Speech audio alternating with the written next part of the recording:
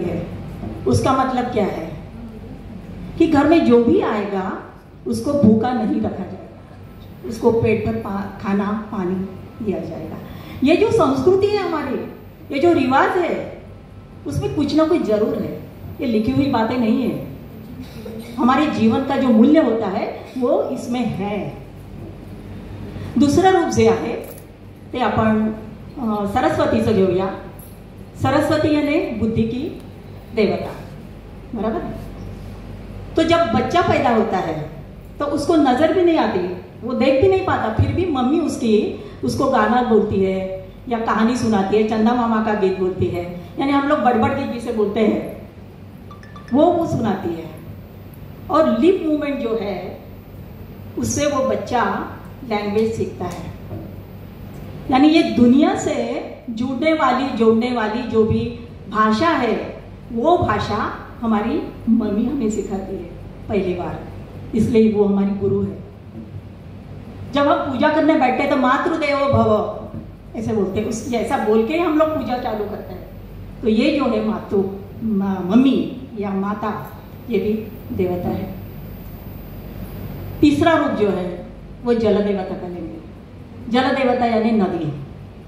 नदी पहाड़ से निकलती है। मेरा हिंदी थोड़ा सा गलत हो जाएगा तो माफ करना, क्योंकि इतना अच्छा फ्लो मुझे शायद हिंदी में नहीं आएगा जैसा मैं मराठी में बोल सकती हूँ। तो पहाड़ से नदी निकलती है और निकल के आगे आगे आगे जाती रहती है, बराबर। मराठीत सांगायचं झालं तर त्याला जर खळगे आले, खड्डा आला, दगड आला तर तो खळगा भरून ती पुढे जाते। दगड आला तर तो जाण्याचा प्रयत्न करते, नहीं जाता आला तो त्याला वळसा घालून चक्कर लगा के वो आगे निकलते, वो पीछे नहीं आती कभी।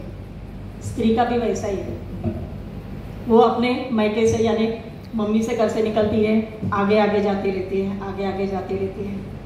आणि जे काही तिला कष्ट होत असतील वो सब वो सहन करती है।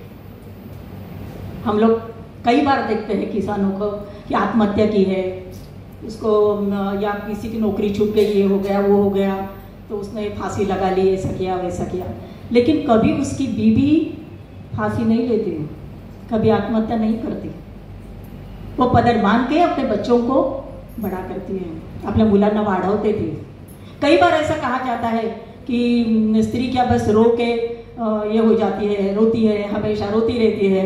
नहीं, तिच्या डोळ्यातलं पाणी ती रडते, डोळे पुसते, कंबर बांधते आणि पुन्हा कामाला लागते।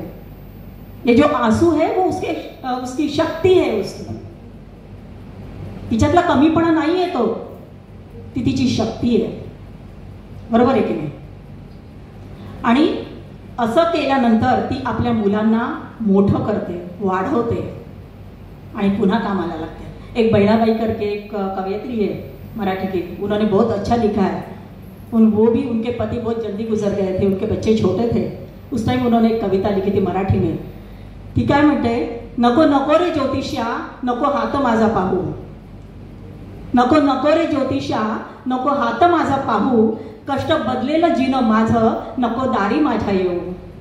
वो बोलते हैं कि मैं हाथ दिखा के क्या करूंगी, मेरा भविष्य पूछ के क्या करूंगी, नहीं, मैं काम करूंगी, मैं मेरे बच्चों को बड़ा करूंगी।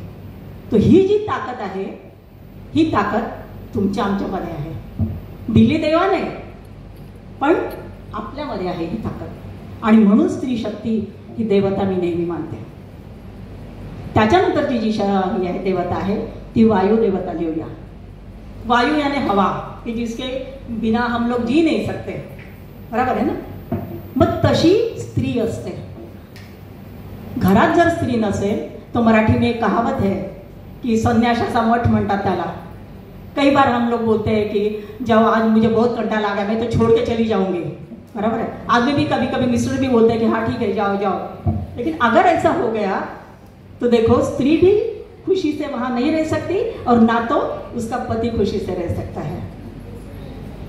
तर ती या घराचं जीवन असते, प्राण असते। मराठी में ऐसा भी कहा जाता है, हमारी आजी दादी नानी हमेशा बोलती थी कि ज्या बैठकीत यानी हॉल में पुरुष नहीं है तो ती बैठक नाही, ज्या अंगणात मूल खेळत नाही ते अंगण नाही, आणि ज्या माझघरामध्ये स्त्री नाही ती ते माझघर नाही, ते घर नाही।